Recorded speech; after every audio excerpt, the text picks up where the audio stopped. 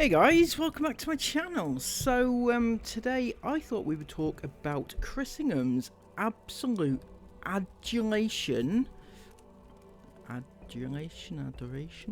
of those two, towards his idol, Andrew Tate. Now, if you don't know who Andrew Tate is, where the hell have you been? Been living under a rock. Clearly, he's one of the most hated people on the internet. He's been banned from all social media platforms except for Twitter, because he's back now, because the Twitter guy, he doesn't mind a bit of controversy, so he's allowed back there.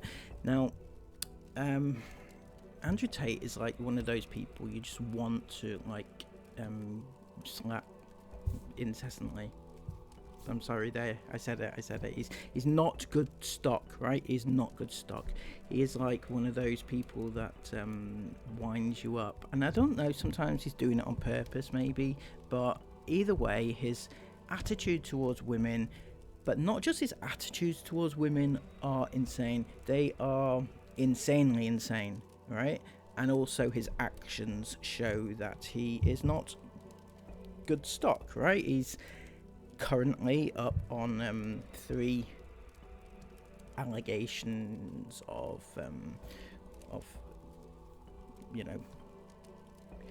doing things to women, right?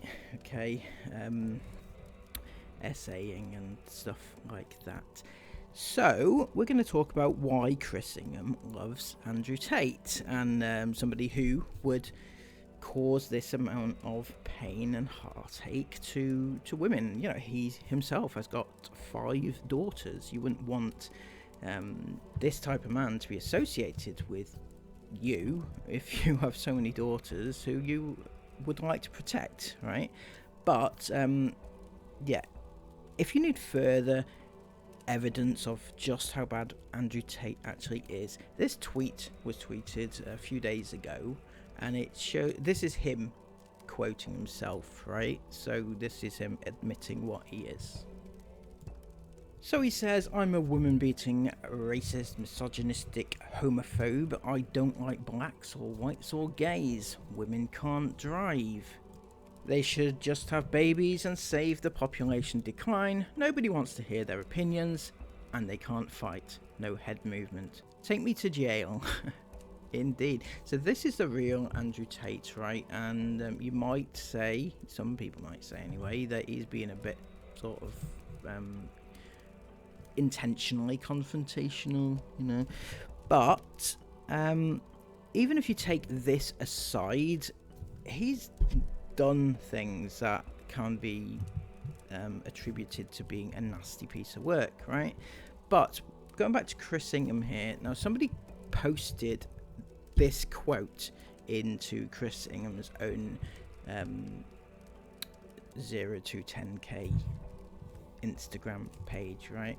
And Chris replied, he said, "Do I look like Andrew Tate to you? Go comment whatever beef you have it on his post," right? And so do I look like Andrew Tate? Well, Chris, you tell me, right? You tell me. Look at that. Doesn't that strike an incredible resemblance to to Chris?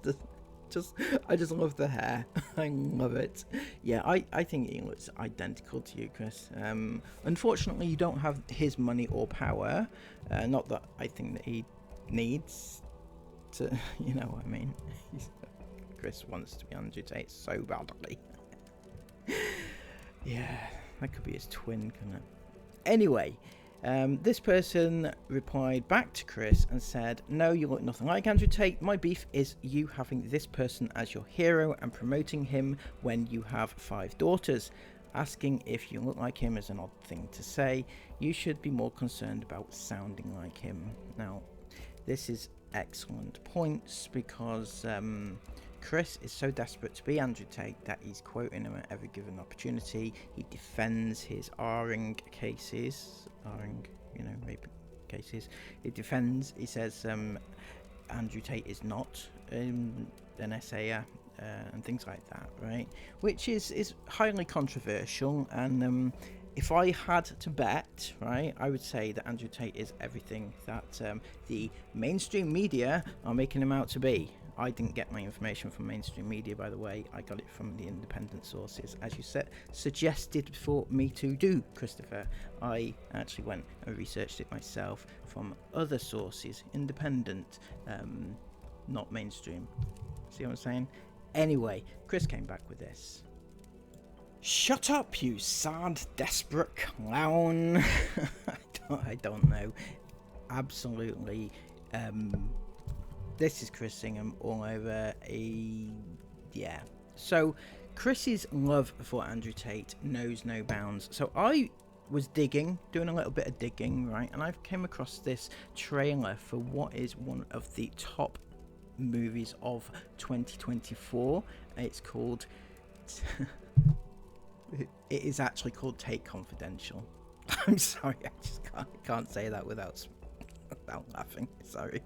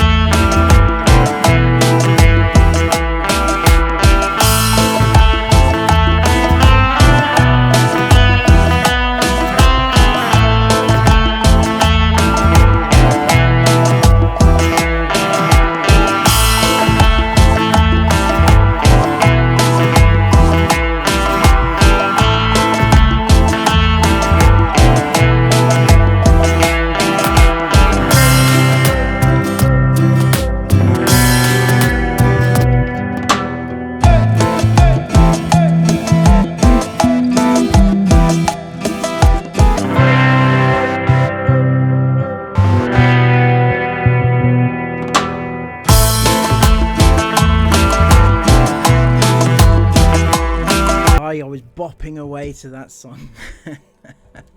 So you got Tate and his fast cars and his fast women, right? And then you've got Chris. Chris posing, trying to sell his crap, Chris Ingham, posing on his little mower. His little mower.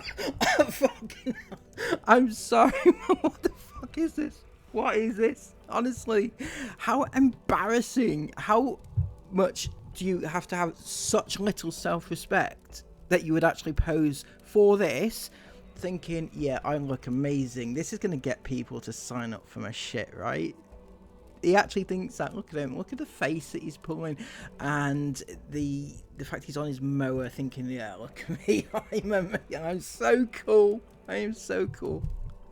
Just after you've seen Andrew Tate on his one of his $100 million cars or whatever shit it was, right? So Chris is actually saying here, Monopoly told me that if you don't take risks, you will end up paying rent to someone that did. Did it indeed? Did you come up with that? Was that yours? Was it, Chris? Fucking hell. Hope it was, because that is a brilliant quote. However, I don't think that you've ever played Monopoly in your life. I don't reckon you have. So, where's that leave us? Yes, Andrew Tate again, right? He's a card, isn't he? Isn't he brilliant? Right. I remember 2 years ago when I bought a $5.4 million Bugatti. It was a big deal. Showing off about his car. Yeah. Small man syndrome, I think. Small man, definitely. Now I have $75 million of cars in the middle of a global bank freeze matrix attack and don't even give a fuck, right? Okay. You see, this is where his argument falls down, right? Because I couldn't give a fuck how many cars he's got. It doesn't impress me. I don't care, right? I'm not a car person anyway. But, I mean, does it matter if you've got, like, 10 cars that are worth $7 million or whatever it is that you've got, right? Because you can only drive one at once. You can. Doesn't, yeah. But don't forget, they'll also go down in value. I mean, does that work? Anybody that knows anything about cars, you know, if you buy a car, in 5 years' time, it decreases in value, doesn't it? It doesn't go up. I mean, I assume he's doing it for, like, an investment. I don't know, right? Again, I don't know. Don't know enough about it, but I do know if I sold my Ford Fiesta in 10 years' time, I'd get about a tenner for it, right? So, just saying, you know, don't just store it in a matrix sealed vault somewhere, right? Use it. Use the property.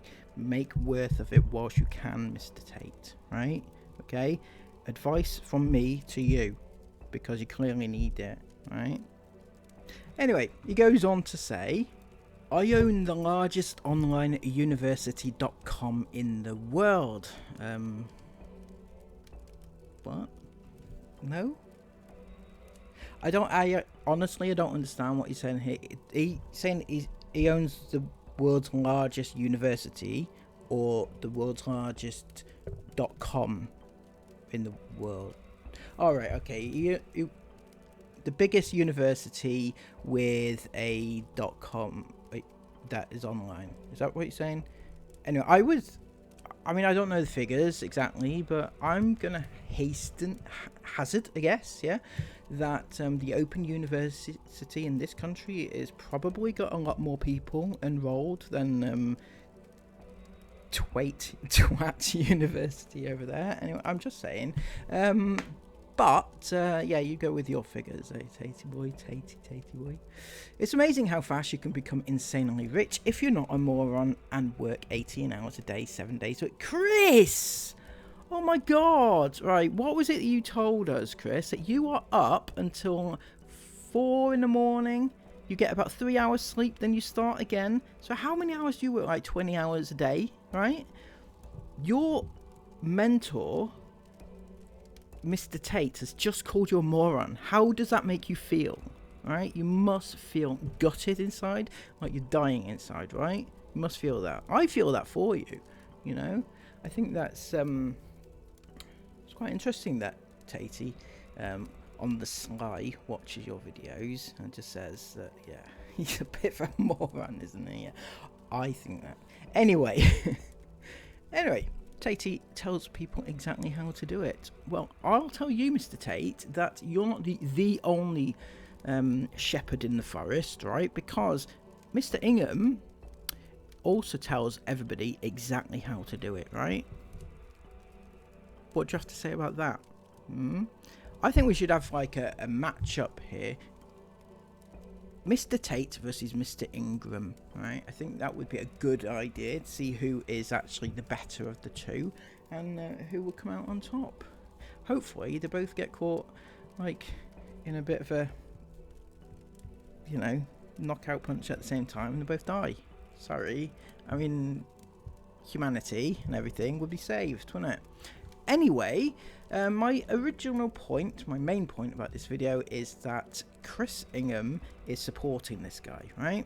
So if you don't know who he is or you don't know much about him, you would be absolutely horrified if you found out exactly what he's done, what he does do, what his views are, and everything else like that. Chris tells us to go and do our own research, watch some other people who have an agenda to protect Andrew Tate. Now, I have done my own research. I don't just rely on like BBC. I've never actually seen a BBC, where have I? Don't know. Anyway, most of my news about Andrew Tate doesn't come from the BBC or ITV or anything like that, right? So get your head out of the sand and listen to me for a second, Chris, right?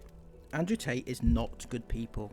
You do not want to associate yourself with a person with the views that he has. Now, even if you can overlook the views that he has, it's very hard to overlook somebody who is accused of essaying multiple women, not just one, but multiple. And then you'll say things like, oh, well, this was when he was famous and people were just jumping on him, trying to bring him down, and you shouldn't believe what the mainstream media tell you. Well, I'll tell you this for nothing, right? These allegations come from 3 different women in the UK who knew him before he was famous, right? And I got this information not from the mainstream media. I got it from independent sources. So everything that you're telling me, Chris, is shit, and I don't know what else to tell you. If you follow somebody who has his track record, yes, people can be innocent, right? They can be falsely accused. I'm not saying that they can't be, right? But stack up the evidence for and against in this particular case, and I don't think you have a leg to stand on. Even if there was the minutest chance that it was true, I think you have a duty of care to your own, your own girls in your family. You've got 5 daughters, plus you've got a wife, right? You have a duty of care to them. And yet you are exposing them to Andrew Tate, right? And that's not right, is it? But I think that you see yourself as like... you've been wronged by the media. The mainstream media, they get it all wrong. All those articles about Chris Ingham back in 2018, that they were so wrong. But if they were so wrong, Chris, why not just tell them to take it down or sue them or something? If it was wrong, you do have legal rights. They can't just print whatever they want to print, right? They do actually have to abide by certain laws and ethics and stuff like that, right? So tell them that. Tell them, please take it down. You were wrong. Here is X, Y, and Z to prove it, right? Now, you've been hounded by people for all these years, 6 years. I almost feel sorry for you for that, Chris. Almost do. Not enough, obviously, but yeah, that is why you think of yourself as an Andrew Tate. You think that he's been he's been hounded and he's been vilified by the media when he's so he's so not that person, right? And yet you think of yourself as being vilified by the media and by everybody else. So yeah, that's the takeaway from that. If you want any further information about Andrew Tate, go and look at other videos I've done on my channel, because it makes for interesting reading, I've got to say. Yeah, until next time, please give this video a massive thumbs up, comment all of your thoughts about it down below, and subscribe to the channel if you are new. Until next time, have a lovely day, take care, and bye bye.